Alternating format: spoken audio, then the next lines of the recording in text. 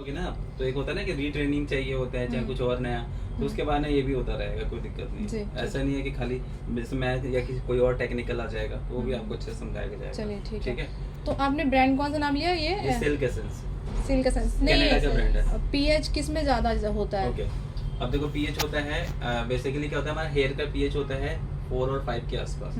Hair and scalp मतलब 4 और 5 के बीच में हमें क्या करना होता है, मेंटेन करना होता है। ठीक है, तो जैसे कोई भी केमिकल करते हो सबका एक पीएच होता है। जैसे कि आप कंडीशनर लगाते हो उसका भी पीएच होता है, शैम्पू करते हो उसका भी पीएच होता है जी। इसलिए क्या होता है कि अगर खाली शैम्पू करके कंडीशनर ना करो तो पीएच ना अल्कलाइन में चला जाता है।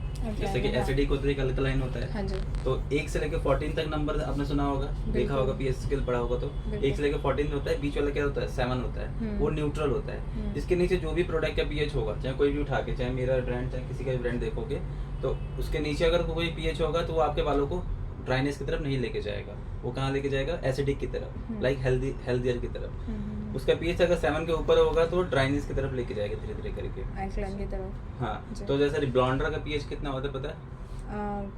12 to 13 रहता है उसका हाँ, 12 to 13.5 के आसपास होता है। ठीक है, हाँ जी। तो आपने देखा होगा जब जैसे भी हम बालों में ब्लीच करते हैं हेयर में, तो क्या होता है कि एकदम बाल ड्राई हो जाता है। तो अब कोई ट्रीटमेंट उस हेयर पे करोगे तो क्या वो 4.5 वाला रिजल्ट देगा? नहीं देगा। चाहे कोई भी ब्रांड का केराटिन कर लो, चाहे ट्रीटमेंट कर लो, नहीं देगा, क्योंकि जैसे कि इसका केराटिन का पीएच है 3.5 के आसपास।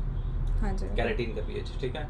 अब वो ज़्यादातर कहाँ लेके आएगा आपको, 14 है तो 8 9 तक लेके आएगा। ठीक है, जब दोबारा सेटिंग लोगे तो 9 से फिर नीचे लेके आएगा। तो आपको इसकी सेटिंग से इसलिए, जैसे कि अगर मान लो कोई ब्लॉन्डर करा रहेगा तो उसे 2 महीने में सेटिंग कर दो, फिर 2 महीने बाद फिर केराटिन करा लेना, उसको 5-6 महीने का टाइम मत देना। ओके। आगे समझ में? केराटिन की जगह अगर आप चाहो तो कोई ट्रीटमेंट ले सकते हो इसका, जैसे कि बोटॉक्स कोलाजन ट्रीटमेंट आता है, इसका एक कैपिलरी ट्रीटमेंट आता है। ठीक है, तो ये बेसिकली कोलाजन ट्रीटमेंट क्या है, वो कोटेक्स लेयर पे काम करता है। ठीक है, ये क्या होता है, क्यूटिकल के सब लेयर्स पे काम करता है।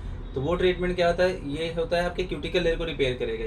ठीक है, और वो कोटेक्स लेयर को रिपेयर करेगा।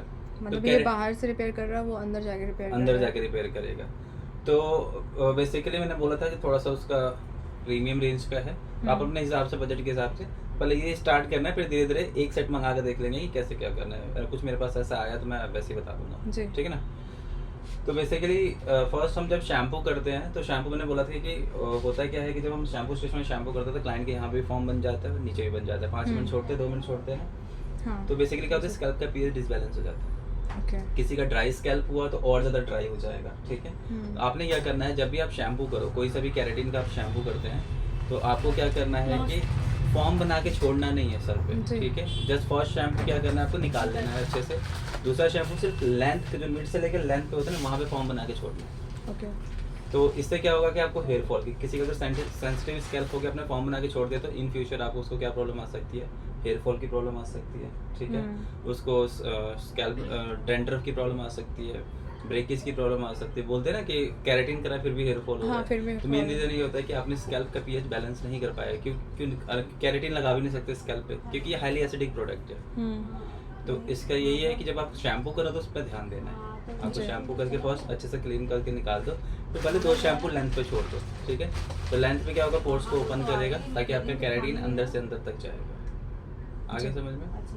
ठीक है, तो ये शैम्पू किया हमने। शैम्पू करके आपने क्या करना है, देखो पोरस हेयर होता है ना, देखो 2 तरह के 3 तरह की पोरोसिटी होती है। पोरोसिटी क्या होता है, हेयर के अंदर एक ड्राइनेस की क्षमता, ये प्रोडक्ट ऑब्जॉर्व करने की क्षमता या मॉइस्चर की क्षमता बोल सकते हो। रीजन क्या होता है, अगर मान लो कि आपके हेयर के अंदर पोरस हाई है, हाई पोरस कैसा पता चलेगा, देखा होगा स्प्लिटेंस देखा है आपने? हाँ जी। या किसी के पूरा स्मूथनिंग के बाद भी हमें नीचे वाला पार्ट ड्राई रहता है, फील होता है। ठीक है, वो हाई पोरस हेयर होते हैं, उसके अंदर मॉइस्चर की इंटेंसिटी खत्म हो जाती है। तो किसी भी केस में अगर मॉइस्चर की इंटेंसिटी खत्म हो गई है तो आप एकदम से कोई केराटिन करोगे तो जादू नहीं करेगा। ठीक है, जब तक आपके हेयर में अगर थोड़ा भी मॉइस्चर है तो मॉइस्चर को ट्रिपल कर देगा केराटिन। ठीक है जी।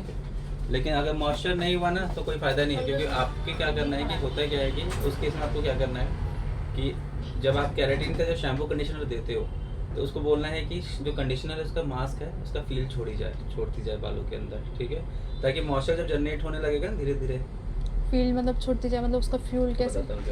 पोरोसिटी क्या बोला था ना, पोरोसिटी मतलब होता है ability to absorb moisture and lose moisture, मतलब आपकी हेयर की एबिलिटी डिसाइड करती है। तो 3 तरह की पोरोसिटी होती है, एक हाई होती है, एक मिड होती है, एक लो होती है। लो होती है सबसे हेल्दी हेयर, ठीक है।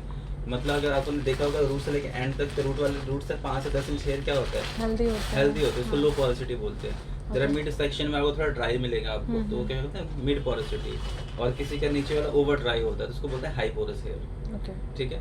हाई पोरस हेयर में आपके बालों में बिल्कुल एकदम रूखा झाड़ू जैसा फील होगा, जैसे होता है झाड़ू का वो वाला झाड़ू होता है, फिर भी आपको सीधा तो होता है लेकिन वो उसमें जान सी नहीं नजर आती, तो उसको बोलते हैं हाई पोरस हेयर। ठीक है। तो किसी का वैसा है तो उस पर अगर आप कैरेटीन कर रहे हो तो क्लाइंट को केयर के लिए क्या बोलना है, मैम ये शैम्पू और कंडीशनर यही यूज़ करना है। फर्स्ट ऑफ ऑल कंडीशनर के बाद आपको जब रिंस आउट करो तो उसको प्रॉपर मत निकालो, खासकर मिड से लेकर एंड तक छोड़ दो, मतलब 10% 20% छोड़ दो। इससे क्या होगा कि बालों में धीरे धीरे आपका मॉइस्चर रीजनरेट होगा। आगे समझ में? तो हम क्या करेंगे, जस्ट शैम्पू करेंगे, 1 से 2 बार शैम्पू करना है। शैम्पू करने के बाद आपको ट्रीटमेंट लगाना है। अगर मान लो हाई पोरस हेयर हो तो 70% ड्राई करके लगाना है, 60 to 70% बालों को सुखाना है।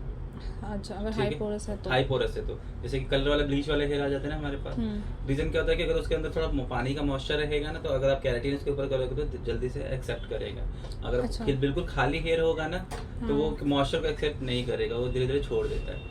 ओके, और हम उल्टा कर रहे हैं, फिर हम 100% ड्राई करते हैं फिर कैरेटीन करते हैं, तो शायद तो फिर आपने वो क्या करते हो कि आप उस कैरेटीन को क्या करते हो, फिर डाल तो देते हो बट जल्दी वॉश आउट हो जाता होगा, चाहे जल्दी निकल जाता होगा, क्योंकि आपको उसको केयर के बारे में या आपको केयर किस तरीके से नहीं पता है। तीसरी बात, ये लैमिनेशन बहुत स्ट्रॉन्ग करता है। लैमिनेशन कोई भी कैरेटीन मोस्टली लैमिनेशन करता है। ठीक है। अगर जीके से भी कंपैरिजन करें तो ये बहुत हार्डली लैमिनेशन करता है। खासकर अब हरियाणा में प्रोडक्ट्स में ज़्यादा हमारे कैरेटीन लेते हैं, क्योंकि वहाँ के बहुत ना खारा पानी टाइप का है। हरियाणा में जाओगे ना तो वहाँ के एक तो मोटे बाल होते हैं, यहाँ के तो मोस्टली केमिकल हेयर मिलते हैं। वहाँ पे अगर केमिकल वाला भी होगा ना तगड़ा बाल होगा, उस पर अगर ब्लॉन्डर भी वो रिबॉन्डिंग क्रीम भी लगाओ तो जलने का डर नहीं रहता वहाँ पे। ठीक है। अच्छा। क्योंकि इतना स्ट्रॉन्ग हेयर होते हैं, तो वहाँ पे हमारा सबसे ज़्यादा कैरेटीन सेल होता है, क्योंकि कैरेटीन का जो लैमिनेशन है वो सबसे हाई है। ठीक है। तो ये कैरेटीन बेसिकली क्या है कि आपके हेयर में अच्छे से कोटिंग करेगा, बालों में शाइन देगा। और मेरा सजेशन है कि कैरेटीन जब आप कर रहे हो तो मोस्टली अगर बहुत हाइड्रोफोबिक हेयर है, जैसे कि हाई पोरस हेयर है, उस पर थोड़ा सा पहले स्पा की सेटिंग दो उसको। ठीक है। अच्छा। तब करो, या तो उसकी जगह इसका कोलाजन ट्रीटमेंट आता है वो कर सकते हो, बोटॉक्स का एक कोलाजन आता है हमारा, वो कर सकते हो। लेकिन अगर आपके पास वो नहीं है तो आप इसको क्या कर सकते हो कि 1 से 2 स्पा करने के बाद आप फिर इसको कैरेटीन दे सकते हो। इससे क्या होगा, थोड़ा सा मॉइस्चर आ जाएगा बालों के अंदर। अच्छा। तब कैरेटीन करोगे तो रिजल्ट लॉन्ग लास्टिंग भी रहता है और अच्छा रहता है। तो फिर अगर हम 2 स्पा की सीटिंग के लिए बुलाते हैं और तीसरी बार जब कैरेटीन देते हैं तो प्रोसेस तो वही रहेगा ना? प्रोसेस सेम रहेगा।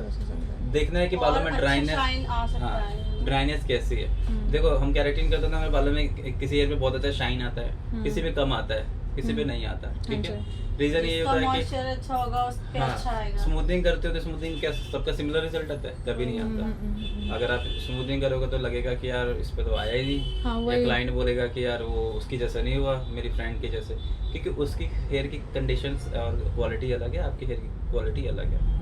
कोई कहता है कि आपसे हेयर कट पहले 2 साल पहले किया था, बहुत अच्छा किया था, वो आज तक ऐसा नहीं हुआ। तो होता है क्या है कि हमारे 2 साल में ना हार्मोन्स भी इनबैलेंस होते हैं, जिससे टेक्सचर भी चेंज होते रहते हैं, वेरिएशन, जैसे कभी डेंसिटी लो हो जाती है, कभी हाई हो जाती है। तो उस केस में भी हेयर कट में भी विजिबिलिटी कम हो जाती है। समझ में आ रहा है? तो आपको कोई भी ट्रीटमेंट करते हो तो वो पहले से अगर बिलोंगिंग करती हो तो उसके पहले आपको यही बोलना है कि मैम हर टाइम का कंडीशंस अलग अलग होता है। अब अगर आपका यही अभी हेयर का कंडीशन है, 1 साल बाद का कंडीशन कुछ और हो सकता है, हो सकता है टेक्सचर में भी बदलाव हो जाए। किसी का देखा होगा कि बचपन में बाल कर ली तो जवानी में स्ट्रेट हो गए, होता नहीं होता? एक टाइम में आके मैच्योरिटी में स्ट्रेट हो गए। किसके स्ट्रेट होता है तो कुछ टाइम बाद कर्ली हो जाता है, या वेवी ज़्यादा हो जाता है, या इस पार्ट में ज़्यादा कर्ल्स आ जाते हैं, इसमें वो हो जाता है। तो ये होता रहता है, ये चेंज होता रहता है हमारा जी। उसके बाद में क्या करना है, कैरेटीन रखना है 35 to 40 मिनट्स कैरेटीन अप्लाई करने के बाद। उसके बाद सेम वही प्रोसीजर है, आपको कूल ड्राई करना है 5 मिनट, फिर मीडियम हीट से, और उसके बाद से आपको आयनिंग करना है। कूल ड्राई 1 मिनट, पहले कैरेटीन अप्लाई किया 40 मिनट्स मान लो छोड़ दिया, 35 से 40 मिनट मैक्सिमम छोड़ दो। 40 मिनट छोड़ने के बाद आपने क्या करना है कि कूल ड्राई करना है उसको हटा के। कूल ड्राई करना होता है। रैप हो या आपके पास शावर कैप हो, वो अप्लाई कर दो, फिर मतलब लगा दो उसको। चाहे समर्स हो चाहे विंटर्स हो, हाँ चाहे समर्स हो या विंटर्स हो, कोई सा भी सीजन हो। कैरेटीन बाद अप्लाई कर दिया। हाँ, कैरेटीन अप्लाई करने के बाद पूरा सर स्कैल्प से या फिर सिर्फ लेंथ पे? क्या कैरेटीन कैप करना है ना? कैप करना है ना, आपने क्या करना है, कैप लो ऐसे। अभी कैप है हमारे पास, शावर कैप है, हाँ है। बस फिर देख लेंगे। ठीक है। ठीक है। उसके बाद हमें क्या करना है, रिंस आउट करके उसको सेम डे वॉश है, ठीक है। Rinse out Okay. करके प्रोडक्ट को आपने उसको मास्क लगा देना है, ठीक है। ठीक है। हमने पहले आयरन ड्रायर करने के बाद, इसको करने के बाद, ये केराटिन ट्रीटमेंट है। आयरन ड्रायर करने के बाद आपने क्या करना है, रिंस आउट करना है प्रॉपर, ठीक है। रिंस आउट करने के बाद इसका डीप कंडीशनिंग मास्क है, ठीक है। ओके। मास्क की आप इसके साथ स्मूथनिंग करते हैं तो उसमें भी यूज़ कर सकते हैं, बहुत अच्छा मास्क है, बहुत अच्छा शाइन करता है, ठीक है। थोड़ा थिन है, एप्लीकेशन बहुत अच्छा होता है, और चाहे तो आप उसको होम केयर के लिए भी दे सकते हो उसको, अगर बहुत बार आप इन फ्यूचर ड्राई होता है तो भी हो जाता है।